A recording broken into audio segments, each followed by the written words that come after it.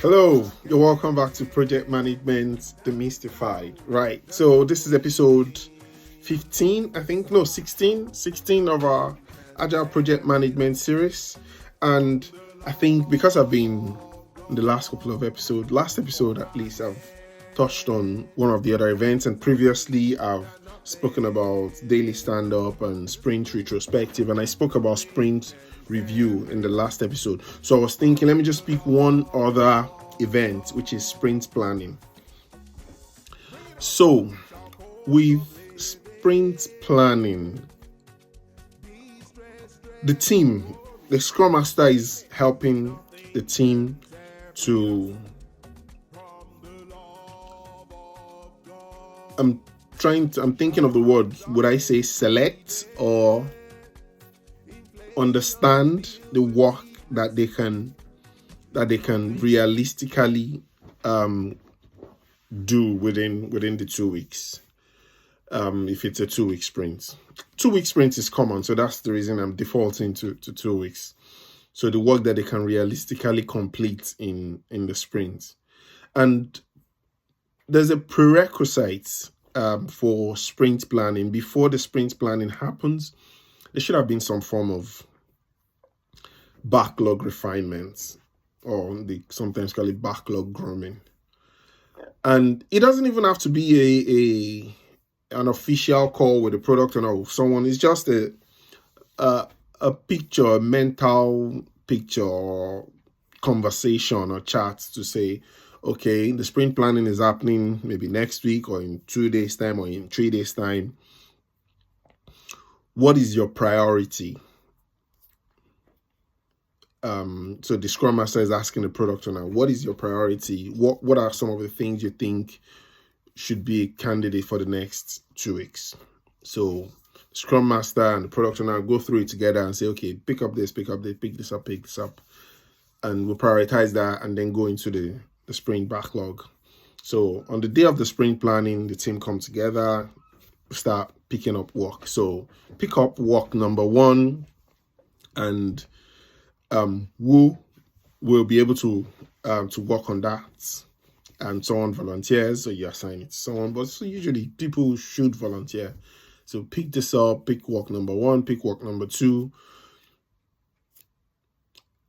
So do they understand the work that will be required? So do you know what you need to do? So really, for sprint planning, the Scrum Master is just there asking questions. Just as an example, do you know what you need to do? Is there anything that you need that is outside of this team? That might be something that should have been identified previously, but just asking that question again, is there anything that you need that might be outside of this team?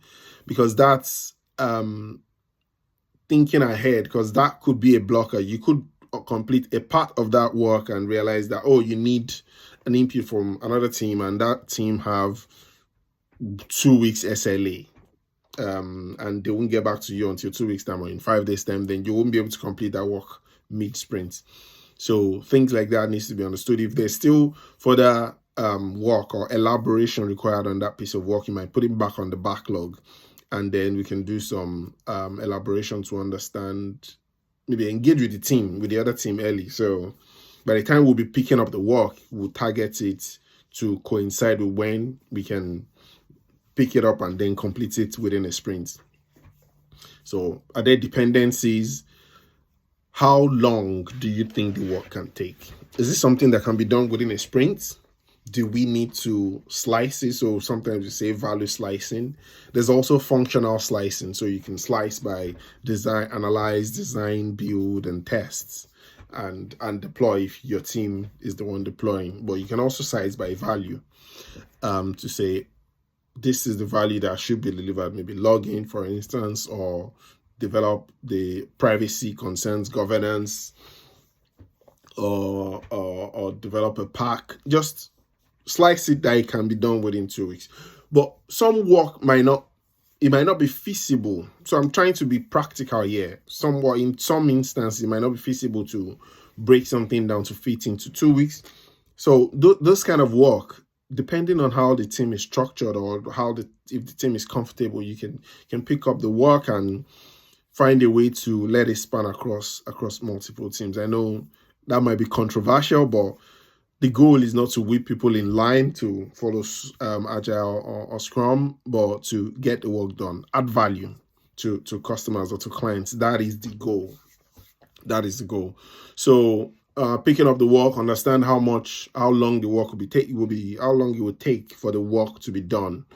And then just ask the same question that I ask on like daily stand-up. What are the risks? You might not even use the word risk. So is there anything that you think could stop this work from progressing? Do you foresee any challenges? Or what's on your mind? What's going through your mind? Are there any challenges? Are there any concerns or thoughts? So those kind of questions can get people, and you use a lot of silence. Stop speaking. Let people think about it. We're not rushing to anywhere. It's better for us to get it right than just to keep speaking. Be silent. Let people think about the work that they've been assigned or that they've picked up to think you through. Let other people contribute to how long they think. So there's something called planning poker that you can use as well. So someone says the work will take 2 weeks, another person says it will take 1 week. So let them have the conversation and then come to a consensus. Those kind of things are used in sprint planning. But the purpose of sprint planning is for the work to pick up work that it can use to add value, contribute to the product vision. So a sprint goal that will contribute to the product vision. I can start defining sprint goal. You can find that definition in the book, but it's just what the team has agreed to do in that sprint. That's what the sprint goal is. Okay, I think I'll leave it there again for today, and I'll see you on the other side. Cheers. Bye-bye.